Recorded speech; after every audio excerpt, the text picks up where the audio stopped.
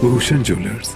तो कुलदीप जी, मैं आपका और आपके चैनल का धन्यवाद करता हूं, जो आप लोग समय के साथ साथ हम लोगों को एक चैनल के माध्यम से अपनी समस्या रखने का सौभाग्य प्राप्त करते हैं, मतलब हमें अवसर प्रदान करते हैं। हमारी छिंद का एक सबसे हमारा जो गांव का एक मुद्दा था वो एक ही था, वो था सिर्फ रोड।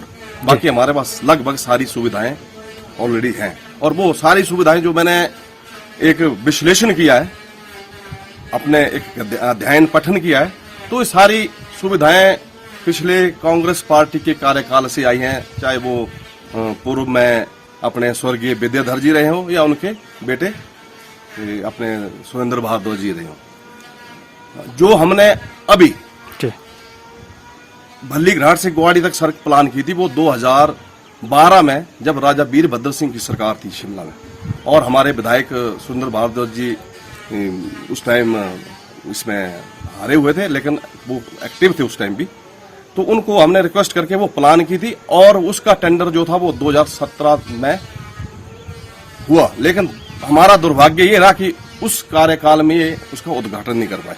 जब जो हमारे वर्तमान विधायक हैं श्री हंसराज जी, और वो डिप्टी स्पीकर है, उन्होंने आते ही उसका श्रेय ले लिया, और उन्होंने क्या कर दिया, आते ही उद्घाटन करके छिंदगी रोड का काम शुरू कर दिया। ठीक है, उन्होंने क्रेडिट ले लिया, हमें इसका कोई इतराज नहीं था, लेकिन वो सड़क जो जितनी प्लान थी क्याट के आसपास, वो वहां तक भी नहीं बन पाई, और गुवाहाटी में रह के वहीं वो कट हो गई।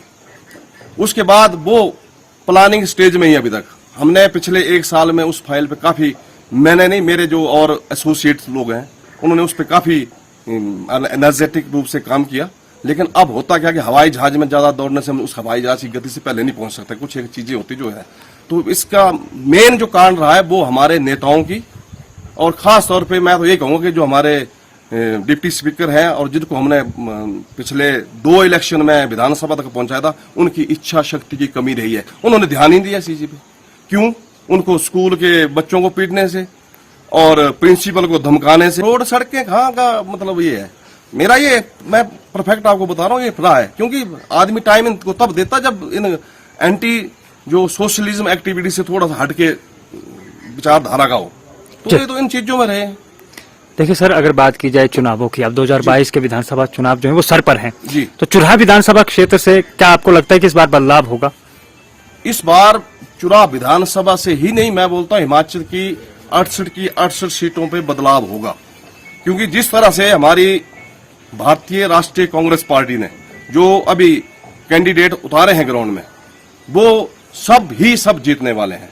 और खास तौर पे अपने चुराह कंस्टिट्यूंसी की बात करूंगा, जो हमारी गृह कंस्टिट्यूंसी है, इसमें तो हमारा जो अभी जिनको टिकट मिला है हमारे यशवंत जी को, वो 10 से 15 हजार वोटों से लीड लेके विधानसभा में पहुंचेंगे।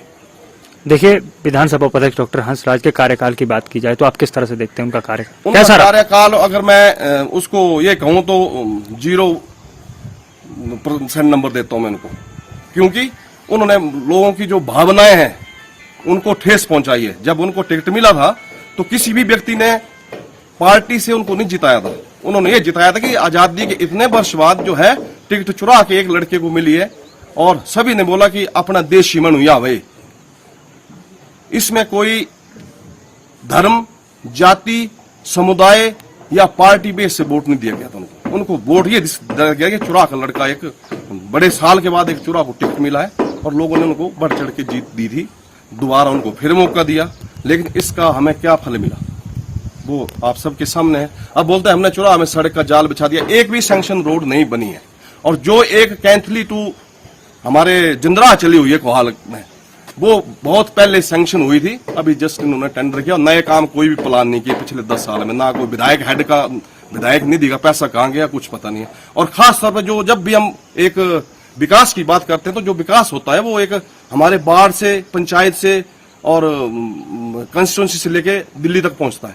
तो मैं अगर विकास का पैमाना एक वार्ड को पकड़ूं या अपनी कल्हेल पंचायत को पकड़ूं, कल्हेल पंचायत से लगी हुई 7-8 पंचायतें हमारे, 3 तो ऊपर हैं, 4 भावला लगी हुई है, इधर कोहाल है, चोली है, ये सब मेरे, और मेरी तो रिश्तेदारी हमल से लेके देवला टिकरीगढ़ तक है, यानी कि 14-15 पंचायत के से मैंने एक सर्वे किया हुआ है अपने एंगल पे।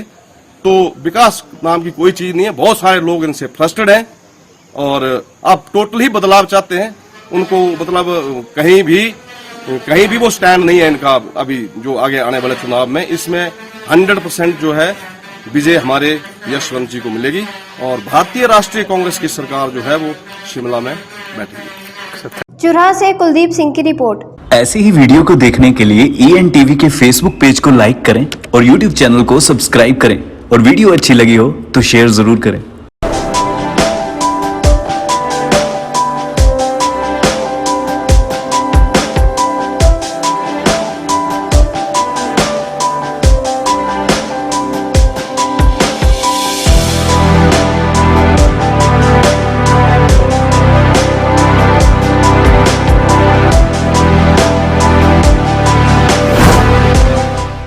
भूषण ज्वेलर्स, अनमोल रिश्तों के लिए।